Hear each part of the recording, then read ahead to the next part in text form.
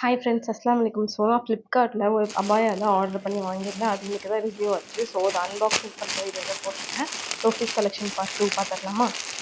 So எனக்கு என்னென்னா ஒரு பிளாக் கலர் நிதா ஃபேப்ரிக்கில் தான் ஸ்டோன் வச்ச மாதிரி கஃப்தான் அபாயா வாங்கியிருந்தேன். ஸோ அதை என்கிட்ட ஷேர் பண்ணிக்கிறேன். ஓப்பன் பண்ணியாச்சு. ஸோ கிளாத்து சூப்பராகவே இருக்குது. டச் பண்ணி பார்க்கறதுக்கு நல்லா ஸ்மூத்தாகவே இருக்குது.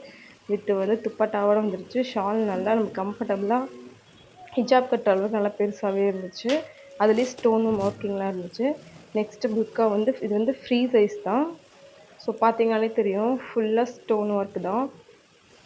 ஹேண்டில் கூட ஸ்டோன் ஒர்க் போட்டிருந்துச்சு. சூப்பராகவே இருந்துச்சு. கிளாத் வைஸும் சூப்பராக இருந்துச்சு. இது நிதா ஃபேப்ரிக் தான். ஸோ இதுக்குள்ளே இது லேயர் கிளாத்து.